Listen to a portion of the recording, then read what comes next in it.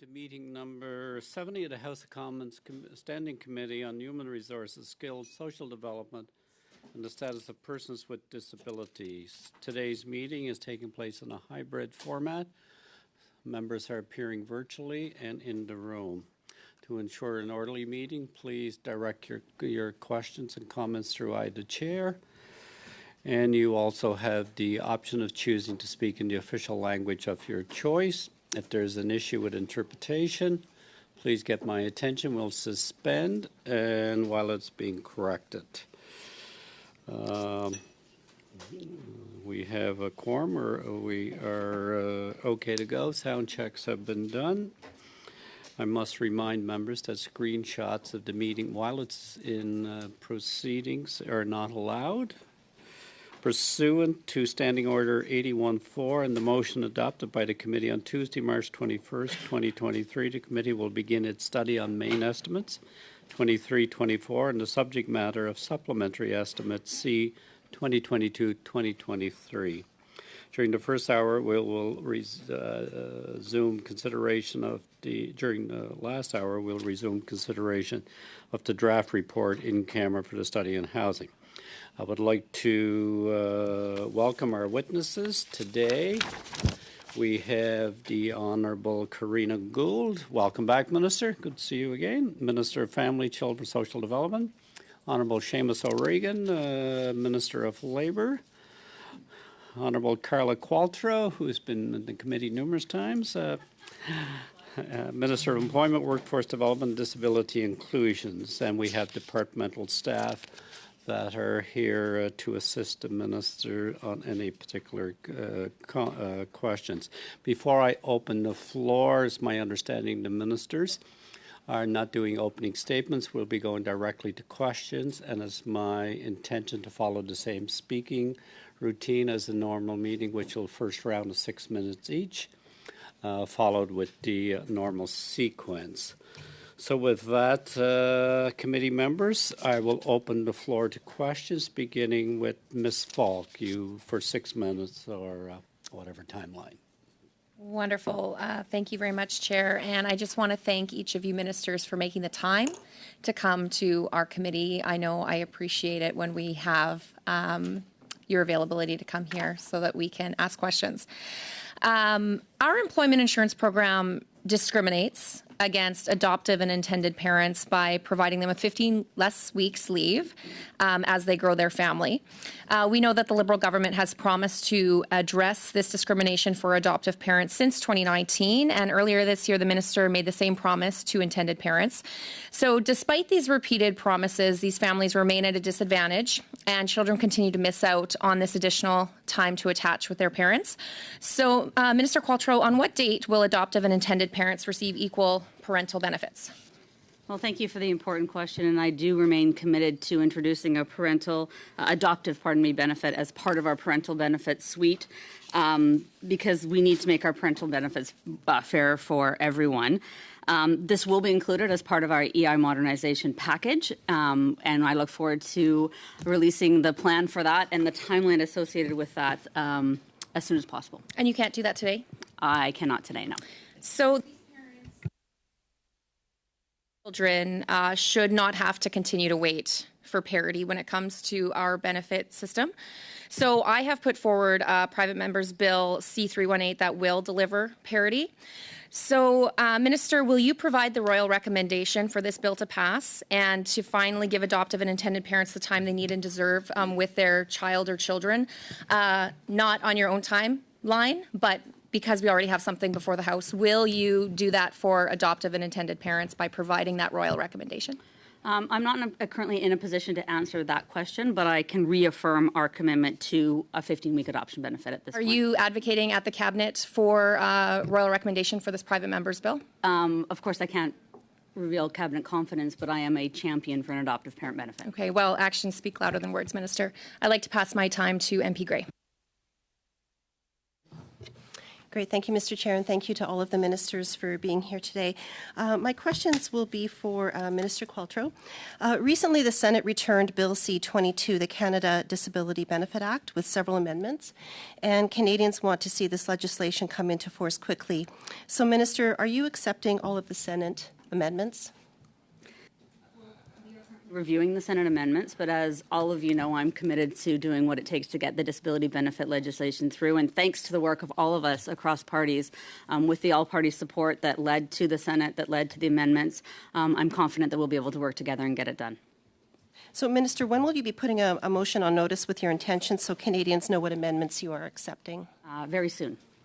So does that mean that you're planning on putting it through this week? What are your intentions on when we should expect to see this? I don't think I can share that at this point. I apologize. So we know that we have a few more weeks here before the House rises for the summer. So is your intention to bring this forth to the House before then? Yes, absolutely.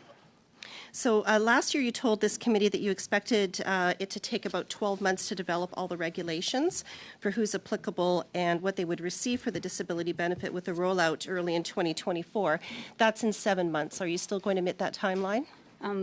We are still committed to the timeline of 12-month regulatory process. If we get royal assent by the end of June, which is, again, what is my intention, and hopefully we'll all work together to make that happen, then we should make that timeline, yes. So, Minister, just to be clear for everyone, the timeline then has now extended from it was originally going to be early in 2024, and now we are later in 2024. We sure are, Would that be correct? Yeah. The next thing I wanted to ask was it's come to light that your department, ESDC, had 62 employees whose security clearance was revoked between 2019 and 2023, including one employee whose clearance was revoked due to, quote, spying or otherwise acting on behalf of a foreign government. When were you first briefed on these security clearances being revoked?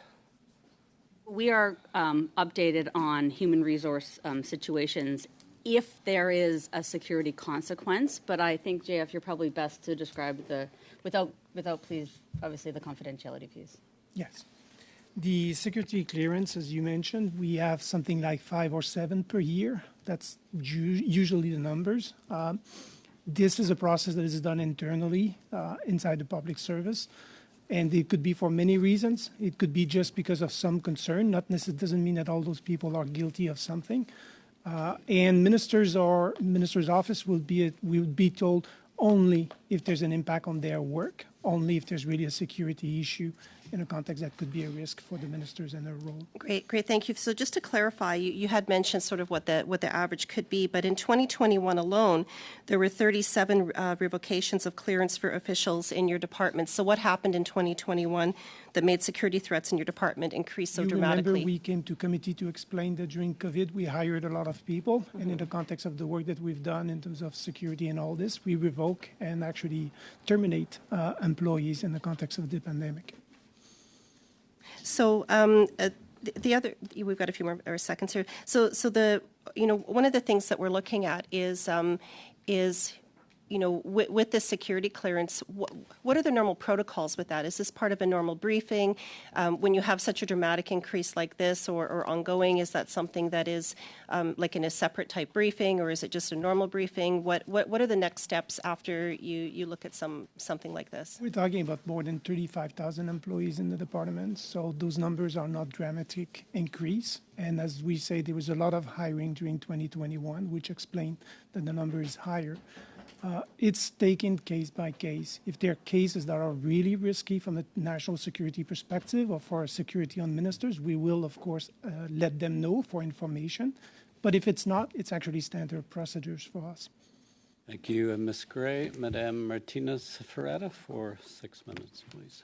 Oui, merci, Monsieur le Président. Thank you, Mr. Chairman. My first question is for Mr. Gould. Thank you for being here today. Businesses in the social economy and non-profit businesses are an integral part of Canada's economy. You made an announcement on them yesterday. Could you tell us more about the challenges that there are for them, be it food, tackling poverty, Could you talk about social innovation? Yes, thank you for the question, and thank you to the committee for inviting me once again. Yesterday, we had an excellent announcement for the Social Integration Fund. It was in the budget. There is 755 million for social innovation, the Social Innovation Fund, rather. Yesterday, we announced the three main organizations that would manage those funds: Cap Finance, Bowen Impact, and Realize Investments in the rest of Canada. The goal is to support social businesses, social enterprises, so that they can broaden their movement and activities on the ground. There are many social enterprises across Canada, and they have a tremendous impact, be it in food security, be it in affordable housing, or the environment. We want to ensure they have the financial support they need.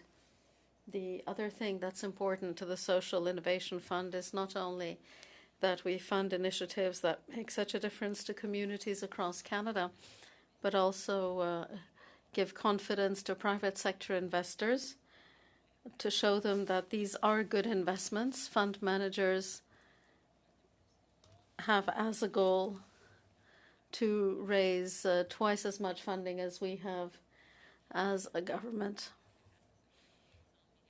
That would mean $800 million in support of social enterprises here in Canada. Thank you, Minister Gold. Minister O'Regan, the FTQ supported the government's decision to become involved in amending the Canadian Labour Code to eliminate scabs. I know you've done a lot of work for this. Could you tell us where the government is at on its commitment to eliminate strikebreakers? Yes, and thank you for the question. We do not permit replacement workers. That is a commitment we made during the last elections and in the agreement with the NDP. Thank you to Senators Hassan Youssef and my NDP colleague Alessandre Boulris for the work they've done. We want to ensure that the collective bargaining process is as free and fair as possible. I am committed to creating a collective bargaining process that is more fair.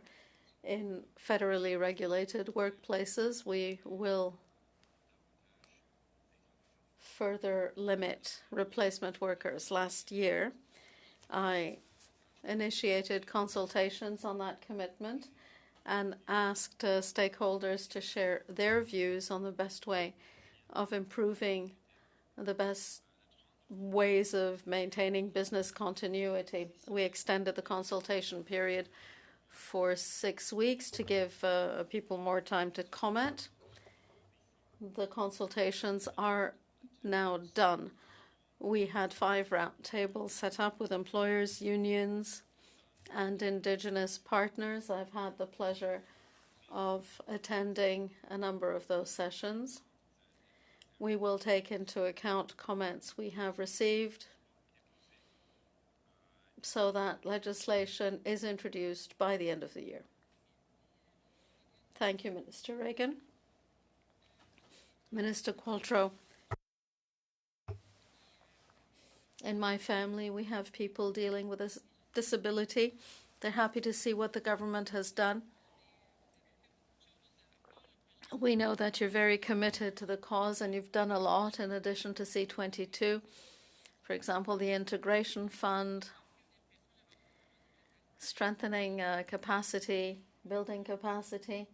Could you talk to us more about C22 and everything else that you're doing to improve the situation for people dealing with a disability? Thank you. There's a lot to be done, but we are doing a lot. The Accessibility Act has set up a system to establish standards on accessibility. We have a new Government of Canada position, the Chief Accessibility Officer. We have an action plan, the Disability Inclusion Action Plan, which has 4 pillars: employment, financial security, accessible and inclusive communities, and a different approach to disability within the government. So we have the legislation, policies, and now we're focusing on action. Financial security, for example. There is a benefit for a disability benefit that will change the lives of many thousands of people and bring them out of poverty. Of course, this legislation has to pass, as we were saying. There's a lot of work being done on the regulations as well. We will continue working with people dealing with disabilities to move forward. Thank you. 6 minutes. Thank you. Ministers, thank you for being here today. My first question is for the Minister of Labour, Minister O'Regan. I'd like to ask more about the strike breaker legislation. Quebec was very happy to see that there was anti-scam legislation at the federal level. Quebec has had it for 40 years. You said earlier that you had engaged in consultations. We also watched the process, but why wait until December? Why not go ahead with this now? Thank you for the question, Ms. Chabot. Extensively from unions, from employers, and from Indigenous partners. I insisted in some of these consultations that they actually sit together. So they weren't separate consultations, but I wanted them to hear from one another as well. It's complex because we are also talking about supply chains. When we look at jurisdiction, at the federal jurisdiction, we're talking about supply chains in rail, in transportation, very sensitive issues for the economy. So we're trying to find a way in which we can ensure there is a maintenance of activities or maintenance of services while partners are at the table. In other words, we want to minimize work stoppages and make sure that supply chains remain whole. We want to take the time to make sure that we do that right. But we have committed that we will do it we will introduce that legislation by the end of the year. Ministre, est-ce que vous êtes en...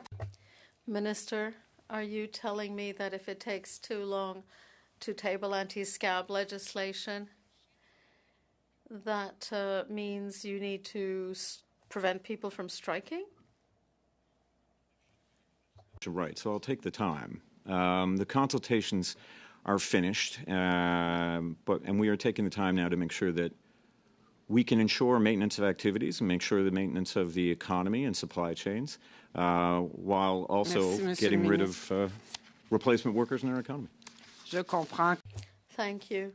I understand that this isn't going to happen anytime soon, even though workers want to see this bill sooner rather than later. My next question is to the Minister of Labour, Ms. Qualtrough. You reiterated, after a question by our Conservative colleagues, your commitment to reform employment insurance. Your mandate letter was very clear. This needed to be done by the summer of 2022. You've had 2 phases of consultation. There's a report from this committee 2 years ago, so why should we believe you now? The employment insurance system is something we'd like to see being fair and more accessible. We are taking the time during the consultations and during the work we've been doing with employers and workers. We were told to be careful about cost. We're in a very different time than we are now. And what we are very mindful at this point is putting additional costs. Madame la Ministre, vraiment, Minister, really what I want to know is when you're going to reform the EI system, because you have been saying that you're working on it for a long time now. I think the real solution is to table a bill, to introduce a bill that we could start debating and looking at. So we believe that EI reforms will tackle many discriminatory situations in our region. Of major reform, which doesn't mean it isn't needed. It means that we have to be mindful of when we do it and how we sequence it so that the impact on premiums is responsible.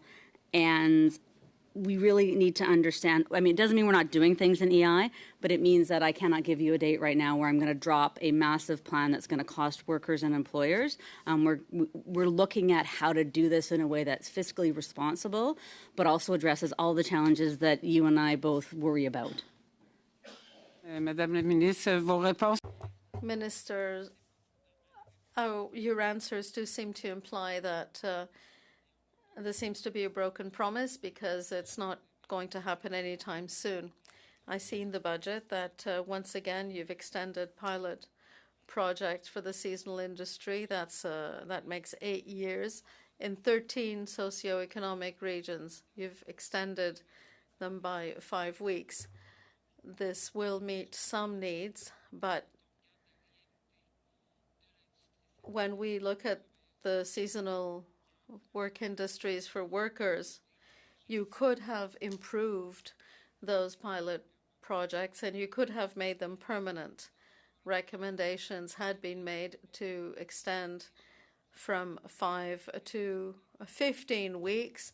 We know that in the La Pêche region, for example, people are in tremendous difficulty. They're workers having a very hard time and who have to spend weeks with neither work nor income. Would you be ready to table or introduce a bill to improve those pilot projects, and will you make those pilot projects permanent? We're always open to making improvements, but we do need to look at all sectors and all regions. It no longer made sense to change the modernization plan and make that permanent by making pilot projects permanent. So we were given more time. Plan. Madame Chabot, Ms. Cirillo The- for Madame Cirillo for 6 minutes, please. Thank you, Mr. Chair. And I'm going to start my questions with Minister Gould. And last time you were here, we were talking about the intersection between your ministry and also agricultural ministry. And the food crisis and the hunger crisis in Canada has only just increased since last time we were here. And I appreciate the ministers mentioning that we're in a different time than we even were 6 months ago in this country. So I note that in the main estimates, there was some money set aside for education around SDGs. And we know that the number 1 and 2 are both poverty and no hunger. So I'm just wondering, it's a small amount for the education around SDGs, but I really wanted to understand what more is your ministry doing, shared ministry doing to address hunger in this country? Thank you, Ms. Cirillo, for the question. With regards to the SDGs, so that is part of the ongoing public awareness work that we're doing for the SDGs. One of the things that Canada has decided to do this year is at the high-level political forum in New York to do a voluntary national review of our progress towards the SDGs, and so we'll be doing that this July.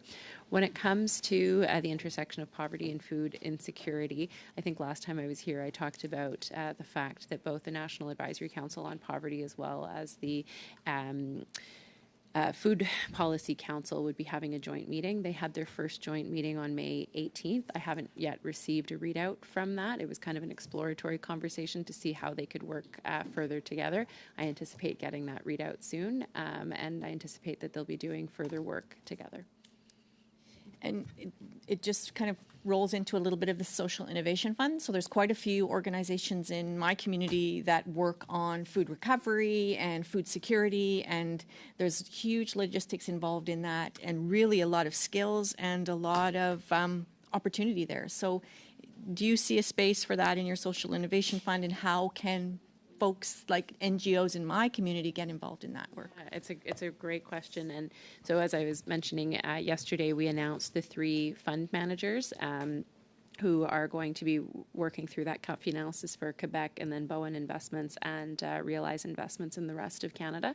And so they're just getting set up right now, but they will be launching a web portal as well, where social purpose organizations, so whether that be the not-for-profit sector, charitable organizations, or social enterprises, can find out more information. We also have the Investment Readiness Program, which is run through about 20 different partners across the country. For example, Community Foundations of Canada is one of them. They've helped support over 1,100 not-for-profit and charitable organizations get ready to apply for investments, some of which are food security organizations that are doing really tremendous work when it comes to food recovery and reducing food waste. So absolutely, there's, I think, huge potential here. And what I'm particularly excited about with regards to this new social finance fund is that it's a vote of confidence from the Government of Canada, and will hopefully attract other private investors to also see that they can make investments that have a social impact and do a social good in our country. Great, thank you. Well, any information you can share with this committee that we could send out to our community groups would be great. I wanted to just revisit both with Minister Qualtrough and Minister O'Regan around the labor shortages study that came out of this committee. With a focus on the care economy is really where I wanted to go, because I see some discrimination that happens in heavily gendered work that is the care economy. So as one of the recommendations out of that care economy study was that we needed to collect more data, more market data on what's happening in the care economy. And if I think about post-COVID, if I think about aging, and if I think about the health impacts of climate change, this is timely, and we have an opportunity to get ahead of it. So I know there is an intersection between labor and also employment. So I just wonder if you could maybe give us an update on what kind of conversations are having around collecting data, what channels are you collecting data on, and are women getting a priority finally in the labor force in Canada? Want me to go, Shaman? Yeah. First of all, thank you for the question, and we know that I know our department has been working very closely with StatsCan to beef up and disaggregate the data we're collecting through the labor market survey, to really dig in on the kinds of questions you're talking about, because we have all this high-level information that doesn't actually in some cases tell us the real story of what's going on in a particular sector, and I'd say the care economy is right there with it. So really understand the intersectional, who's working where, gender, racial, whether they have a disability or not. I don't know if is any of you, Cliff, are you our labor market survey guy? I can't remember who's that? Okay, they're not here. The JF, so that means it's you. But yeah, it's the labor market survey, but it's not just that. It's also even our work with provinces, for example, through the LMTAs, trying to make sure that we have information that is more targeted and more precise on who benefit from the funding. And most of our programs now have criteria that actually make sure that we address gaps in diversity, which means that in situations where, for example, the care economy, there would be groups are underrepresented, how do we make sure that they're being addressed? And you know what we see in terms of result, it's very positive result, actually. And one of the things, too, I wanted to raise is the unpaid care and the amount of hours that goes in from caregivers. That's becoming a really heavy burden on them, both physically, emotionally, and even the cost of goods and care. So is that something that's also part of that study? I'll just add briefly to it, too, to say that in conversations you have with SEIU members and many of us around this table have probably come into contact with members of the care economy, and if we have aging parents particularly, and you see firsthand the amount of work that they do, it just became very clear, how underpaid they were and under-resourced in many instances. It became very clear to us during COVID, and how they work multiple jobs in multiple locations. And for a whole host of reasons, there were issues there. So, we're working with them on a host of issues. But if you ask them, they will tell you that their actual top priority is ratios. They want to be able to provide better care. They just want to, after they get paid, value for what they do, they also want to be able to provide better care for their patients. Cirillo, just a clarification before we move to the next round. We began at 4:12. We have resources to go to 6 o'clock, committee members. It's my intention to schedule the full first hour for the ministerial appearances, which are here, so that'll bring us to about 5:12, but it's my understanding Minister O'Regan has to leave around 5-ish. So... My apologies, Chair. I have a flight to catch as well. I have to leave at 5 as well. Okay, so it'll be Katrina will get all the last 12 minutes then. So, okay. With that clarification, then Madame Ferrari, yes, Madame Ferrari, to begin the second round for 5 minutes. Thank you, Mr. Chair, and thank you to the ministers for being here today to answer some questions. So there was a new passport design that was unveiled May 10th, and we have Minister Gould quoted saying, I think a couple of the questions have been suggesting that there's a partisan aspect to this. I think it's important to say that this is not partisan. The design of this passport started 10 years ago, and this is really about ensuring the security of the document, was her quote. So I'm hoping the minister can table for this committee where in the 10-year consultation there was a desire to remove the imagery of Terry Fox, Canadian athlete, humanitarian, and cancer research activist, the Battle of Vimy Ridge, the Fathers of Confederation, the last spike being nailed into the Canadian National Railway, and Nellie McClung, the member of the Famous Five. Could you be able to table that to the committee? Immigration, Refugees, and Citizenship Canada, because it's an IRCC initiative. Thank you for that, but you were at the launch, so you're not able to table this to the committee at all? I wasn't involved in the design process. It's an IRCC initiative. Okay. So I'm curious then if you would be able to answer how much money was spent on the consultation on the redesign for the passport. I cannot, because it was IRCC that did this. Okay, I guess then I would ask you if you're comfortable or you're happy with the imagery that was removed. Well, I think that every 10 years we have to update the Canadian passport. That's for security purposes. In fact, it's best practice internationally to do so at least every 10 years, if not more often, because we want to ensure that the Canadian travel document remains something that has of the highest integrity. So I'm sorry, Minister, really I know we always get cut things because it's so short time, but I guess just a direct question, if you're happy, I understand you have to redesign it. I understand that portion of it for sure. Just if you're happy with what was removed from the passport. Well, I think it's important to note that I can actually answer the question, right? The way that I so choose, and that would be that every 10 years we have to redesign the passport. It's important that it is completely redesigned because we don't want to have anything that could be fraudulent. There was an extensive consultation with Canadians, is my understanding. And, you know, if you have further questions on this, I'm sure the Minister of Immigration, Refugees and Citizenship Canada would be happy to respond to them.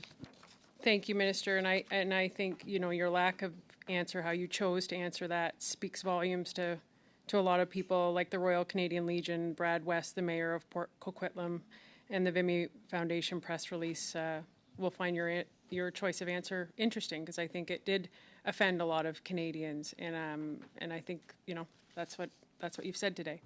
Moving on, if you're not able to... I actually didn't say any of those things. Those are words that you've put in my mouth. I think that's important to be clear on the record. I didn't put any words in your mouth. I think it's, if you're not able to answer any questions on the passport, that's fine. I guess we could move on to Bill C-35, which is, for many people who know at home, the childcare bill. And, you know, there's been a lot in the media lately of what's called childcare deserts.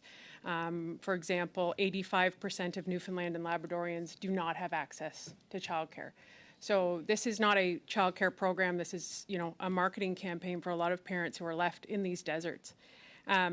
There was an amendment, and the original wording in the amendment was on the progress being made respecting that system, including information relating to the quality, availability, affordability, accessibility, and inclusiveness of early learning and childcare programs and services, and to the access to those programs and services. So this is the wording of your bill, Minister. And what we saw in committee was we saw an amendment put forward that removed the words of the key pillars, availability and accessibility, which are the this is the number one thing we heard from witness testimony. So I guess my question to you is, when did you in your office approve and support the amendment to remove the words availability and accessibility in the reporting of the progress to the program?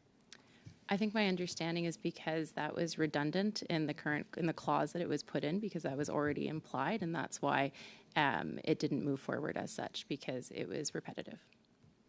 Okay, I would definitely challenge you on that. It wasn't redundant at all. I mean, these are the pillars, and this is ultimately the whole crux of this system, is that there is no availability and there is no accessibility. And Which is precisely why we're moving forward with the Canada-wide agreement to create 250,000 additional spaces. So this is exactly one of the reasons But why you this is so removed those important. words from your own amendment. Well, those words remain in the bill in other places. So it's a question of having integrity throughout the process or throughout the piece of legislation. It doesn't have to be repeated several times for it to remain within the legislation. But regardless of that, that's also why we have committed to creating 250,000 spaces, 50,000 of which have already been created, because we recognize for this program to be a success, parents need to be able to access it. Mr. Long for 5 minutes. Thank you, Mr. Chair. Good afternoon to my colleagues, and thank you to the ministers for coming this afternoon. Minister O'Regan, you visited my wonderful riding of St. John Rothsay several months back, and we went out to New Brunswick Community College of St. John, and we met with many students, and in fact had a wonderful announcement with respect to interest on student loans and the payback limit of which they have to pay them back. So just wonder if you can elaborate briefly on how important an announcement like that is for our students across the country. Well, I think it was written on their faces on that day, Mr. Long. You know, this was intended as an investment in our future, and it was something that we had heard loud and clear from students and student organizations. It's particularly, poignant in the place where we were talking about skilled trades. We are incredibly deficient, unfortunately, in the skilled trades area. We have too many university degrees and not enough red seals. And, we got to change that in a hurry. And I can tell you that not just the three of us here, but our fellow ministers as well, nobody is myopic about this sort of stuff. We all really are trying to work together to figure out how we get more people in the skilled trades and how we get more people in the workforce that match the trades that they have. One of the ways we can encourage people to take skilled trades programs is to alleviate some of the debt burden for them. And I was such a great day because everybody who was there was so excited about skilled trades. Just want to follow up on that. I mean, whether it's, the doubling of Canada Summer Jobs that we did over the previous Conservative government, the waiving of interest, the raising of the limit, we've been there for students, and I think that's very abundantly clear.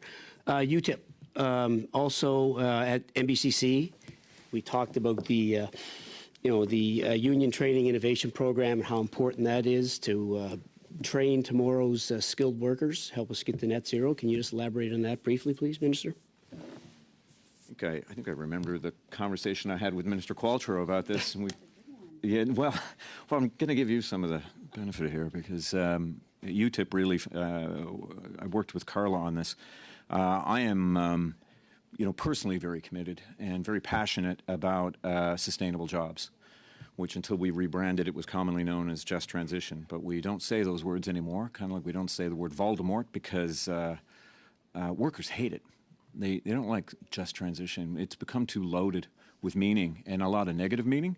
What we're really talking about is in the energy sector, increasing opportunity. In fact, the reason I have to leave to catch a flight is I'm speaking to Energy NL tomorrow, which used to be Offshore Oil Industries Association for Newfoundland and Labrador, dealing solely with oil. They're now called Energy NL. They deal with renewables. They deal with hydrogen. They deal with wind. They deal with everything. And so the opportunity for workers now is huge. Thank you, Minister. Minister Gould, we see right across the country from coast to coast to coast, western, eastern Canada, and north, wildfires, and they're raging across Canada. And in fact, the riding beside mine, New Brunswick Southwest, is literally on fire. And, I certainly know the MP from the Brunswick Southwest describes climate change as just weather, but we know that's not the case. And the area near St. Andrews, Boca Bec area is profoundly impacted. And, It affects people's lives and livelihoods, and government benefits and entitlements be critically important for those fleeing their homes and subject to evacuation orders. So could you please share with the committee what ESDC is doing to support people affected by these natural disasters and how this fits into the Government of Canada's larger emergency response strategy? Thank you. Yeah, of course. Thank you, Mr. Long, for that question. And also just, to those who are affected by wildfires, like, we just want them to know that the Government of Canada is there to support them.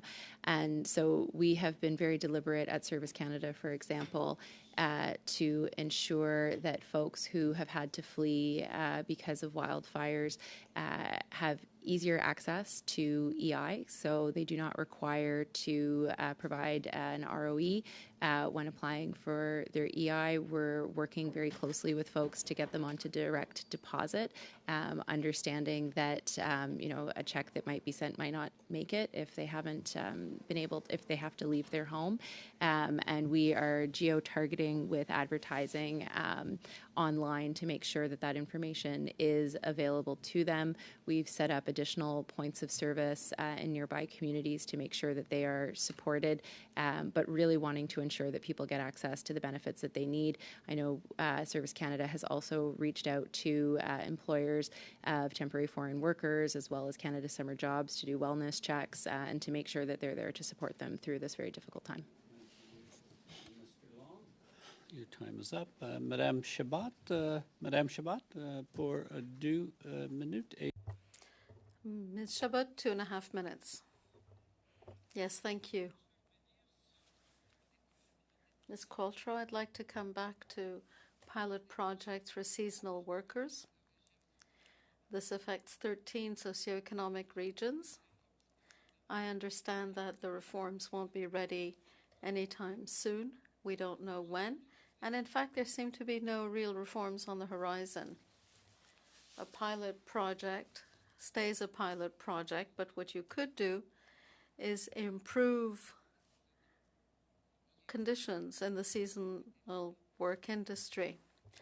Some recommendations were made at the Finance Committee to amend C-47 to enhance pilot projects and make them permanent.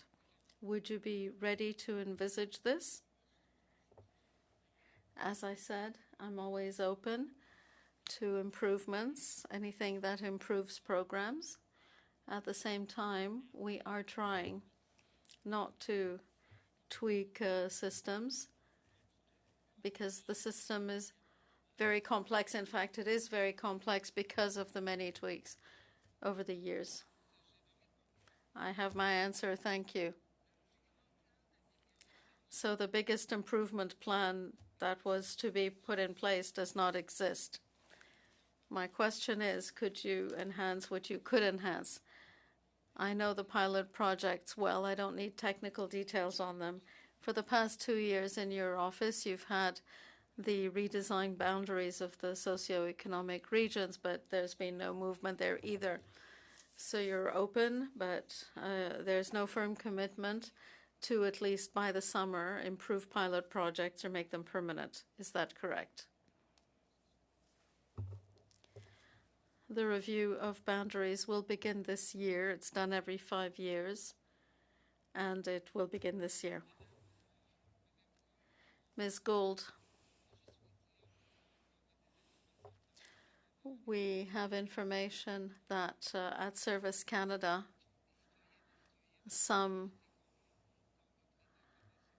information can no longer be provided to us as representatives of our constituents. The same thing applies to those who are supporting people who are unemployed. Why has this change come about, and why? This is not necessarily a change in the policy. It's in fact application of the policy, and as a government, it is important to us to protect the personal information of Canadians. Regarding access to information for members, I'll follow up to the department with the department, because if of course, constituents have issues with Service Canada or with EI or with other programs, they should, of course, be able to turn to their members of Parliament for assistance. So I will follow up on this.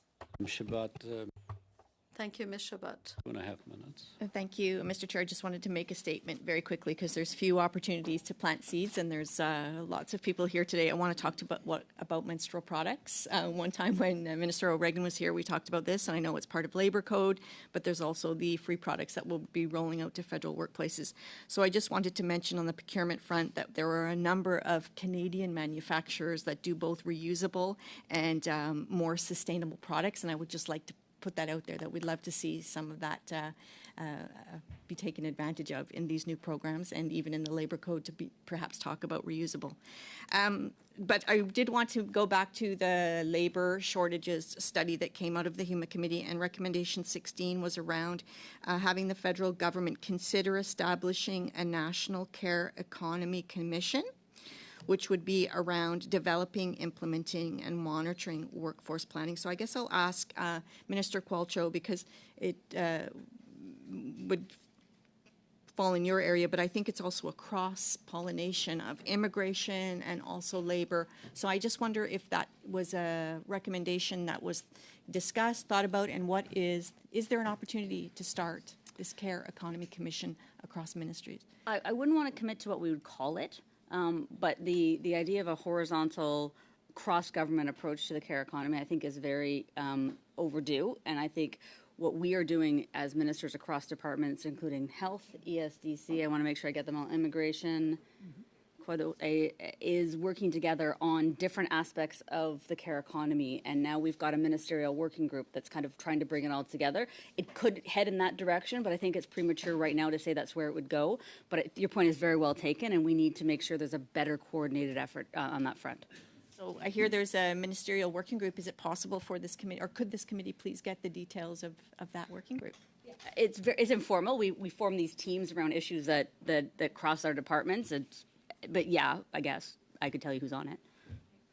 Thank you. And I'll just close out, Minister Qualtrough, on C-22. We are all anxiously awaiting for that to come to the House. I know we're ready on the NDP side to see that come through. So we'd like to see it all happen before we all rise. It will. Thank you. Emma Zarello. We'll now go to Ms. Gray for 5 minutes, and we'll end after Ms. Gray into Mr. Long, I believe. And ministers that have to go will simply excuse yourself when the time comes. Ms. Gray for 5 minutes. Great, thank you, Mr. Chair. Minister Qualtrough, a couple of questions for you. During some of the questioning here today, you had mentioned that there's ongoing consultations regarding working on the regulations for Bill C-22.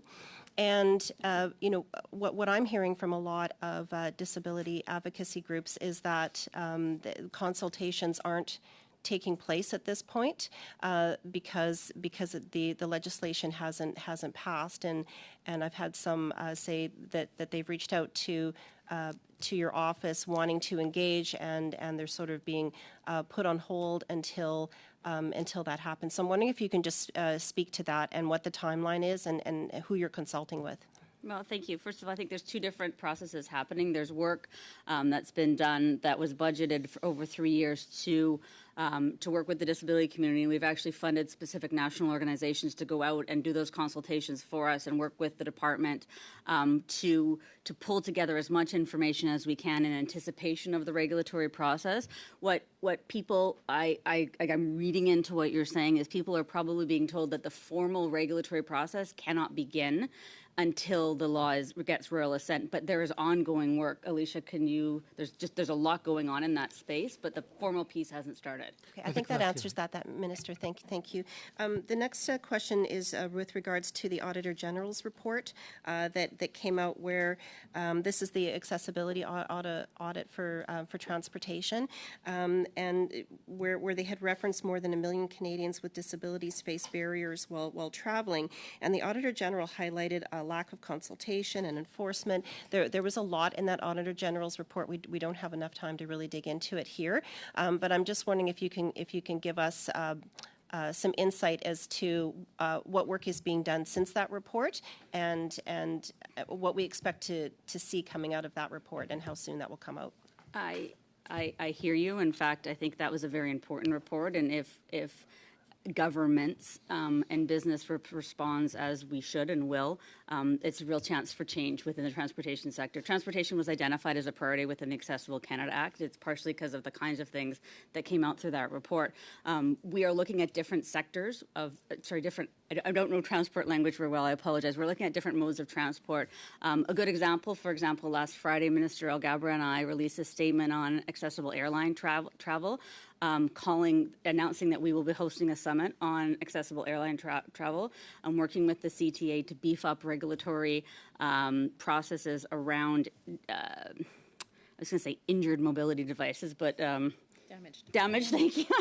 I'm personifying them, I apologize. But there's a lot going on, and I'm happy to actually, let's talk about that because there's a lot going on in that space. Great, thank you, Minister. I'm going to turn this over to my colleague, Ms. Ferrari, to continue on. Thank you. 2 minutes. Thank you so much, Mr. Chair, and thank you again to the ministers. I guess I'd go back to Minister Gould when we're talking about childcare and, the labor shortage and just the fact that, 1 in 3 children just are not getting access, these childcare deserts that we're hearing about repeatedly. And the Conservatives did put forth an amendment during the committee stage that was pretty specific, in terms of getting data collection, right, to understanding the available childcare spaces, the numbers on wait lists, the progress made to reduce wait lists for families, and also seek to amend to prepare an annual report on the progress made, because we really do need the data to understand this. And yet the Liberals voted it down. And I think if you want to talk about creating these spots, why vote an amendment like that down? Well, in the legislation, there's already a provision for an annual report from the minister to Parliament. So again, it's about, coherence of the legislation. Through the Canada-wide early learning and childcare agreements that we signed with provinces and territories, they're required to provide this data to the federal government, and that's complementary to the legislation. So again, it's about, coherence and not doubling up. Thanks, Minister. I guess it's just, when these parents are out there and they feel like they're screaming into a vacuum, they don't feel heard because they just don't have access to childcare. And I think which is why there's we're a doing lot. this, yeah. If I'm not finished, and I think there's so many parents that are so disappointed with what sounded like this amazing program, because it does sound amazing. It sounds amazing, but there's no spots there. And there's no labor shortage. There's no labor force. And it's actually having a Matthew effect. And we have critics and professionals saying this. And the Matthew effect is an increase in public provision ends up advantaging high income rather than low income groups. And we have on record from committee Ms. Layla, who's saying, you know what, we are absolutely certain that this is hurting the most low income families.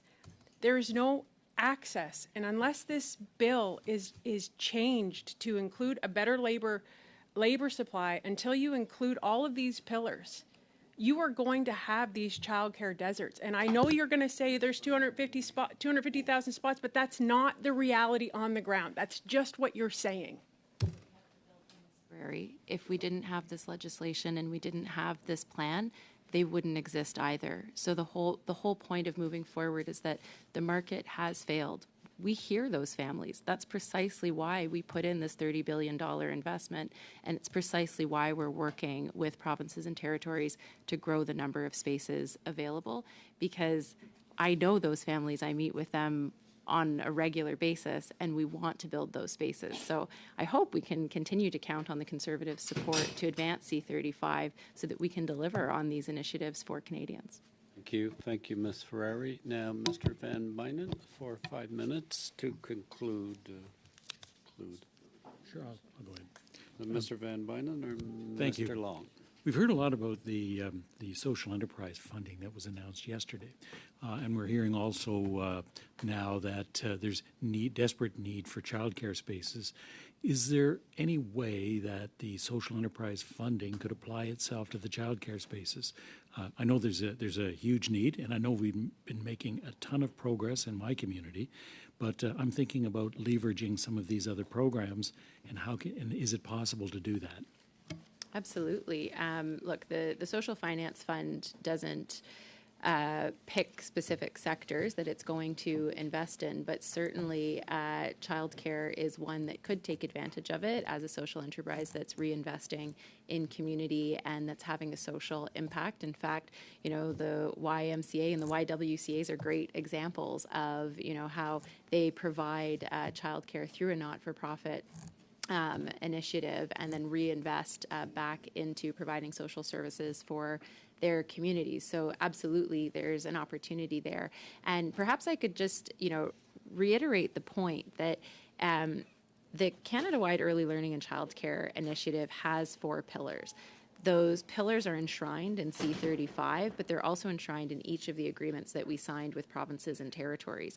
Affordability is obviously an important one, but so too is accessibility. And creating those additional spaces is incredibly important, and it's something that provinces and territories are working on right now. It's not as quick as doing the affordability piece because you have to do the hard work of determining where and who is going to provide those spaces. But in just a year and a half, 50,000 additional spaces have been created. And we're working towards that additional 200,000 over the next 2.5 years, which is, you know, something that would not have been done had it not been for this federal initiative. And to a large extent, there are two dynamics to accessibility. One is the availability of the space, and the second piece is the appropriateness of the space for children with disabilities. And I've seen a huge amount of investment in the daycare centers in my riding, Newmarket Aurora. How is that program rolling out? Yeah, so there's a couple of things. So first, the 4 pillars are affordability, accessibility, quality, and high quality and inclusion. And we've done a couple of things. So inclusion is baked in to the Canada-wide Early Learning and Childcare Initiative. And the province like Saskatchewan, for example, is really leading Canada when it comes to building inclusive childcare spaces and making sure that inclusion is front and center of the work that they're doing when it comes to expansion.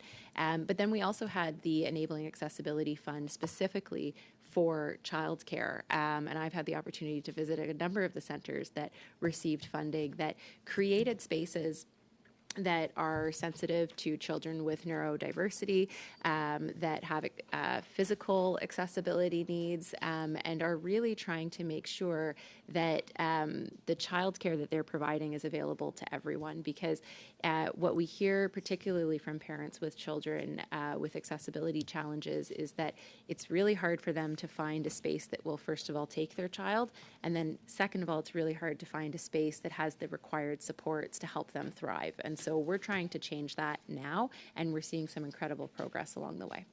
Thank you. Mr. Long?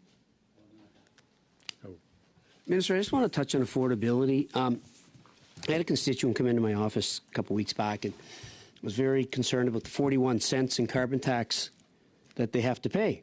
So I sat down with them and said, 41 cents? When's the 41 cents? It's 2030. It's not 2023, number one. Number two, we actually did the math on the 14 cents. And comparing that to the savings from the ELCC, the Early Learning Childcare Act that was passed across the country, compared to the savings that the dental program will give families across the country, compared to the changes that the Canada Child Benefit will give families, I mean, you're literally talking thousands and thousands of dollars versus $73 a year we ended up calculating, because the Conservatives don't ever mention the rebate that families get too. So can you just touch on the affordability measures that we've done for Canadians that the Conservatives did vote against? Thanks. Yeah, I mean, it's really quite astonishing, actually. And if you look at from 2015 to today, we've actually cut child poverty in half in Canada, and we've cut poverty rates in half, which is one of the single largest jumps in Canadian history in the last 7.5 years. I mean, it's quite impressive. And if you look at a low-income child under the age of 6. The lowest income child, that family could get up to $7,000 a year in Canada Child Benefit payments. And if their child is enrolled in childcare, that could be an additional $6,000 a year in savings. I mean, this is really tangible. And then if you add the dental benefit onto that, I mean, that's another $650 a year. If you add the climate action incentive rebate on there, I mean, we're talking about hundreds of dollars more. I mean, it is really something. The amount of supports that this government has provided to low-income Canadians. It doesn't mean that there isn't more work to do. It doesn't mean that people still aren't struggling. But in terms of the actual tangible impact on people, the numbers don't lie. It's quite impressive. And what I would say is, in my travels across the country, what I've heard consistently from parents is that the childcare investments, the Canada Child Benefit, is life-changing for them. Like, it's life-changing. They say it's transformational, and they're so unbelievably grateful for it because it's making a difference in the life that they can provide for their children every single day. Minister, thank you, Mr. Long. That concludes, unless Mr. Morris, one question. Is the committee okay? We got a minute. Is the committee okay with Mr. Morris with a question? Whoa, 2 minutes, Miss. Yeah, okay. Because they're going. This may be the question. Nobody's sweating here, but Mr. go. Morris, Mr. Morris, you've got about a minute and a half. A minute and a half. Thank you, Chair. Thank you, ministers. I was going to ask about C-22. I don't understand why we've had an entire constituency week to study the amendments from the Senate, and we're waiting for that to come back. My question for Minister O'Regan is on climate. You're talking about sustainable jobs. Newfoundland and Labrador is a wind energy powerhouse. We could be creating thousands of good-paying wind energy jobs. The UN Secretary General has called new fossil fuel infrastructure moral and economic madness. I'm curious if your position on Baie du Nord has changed in light of the huge potential on wind energy in that province and the ability to be investing in the jobs of tomorrow there. Oh, I'm delighted that you asked this question on a day where I have seconded amendments to the Atlantic Accord, when we will be now including within the Atlantic Accord renewables. So we have a strong jurisdictional agreement with provincial governments in Nova Scotia and Newfoundland and Labrador that have provided the foundation for Canada's offshore oil and gas.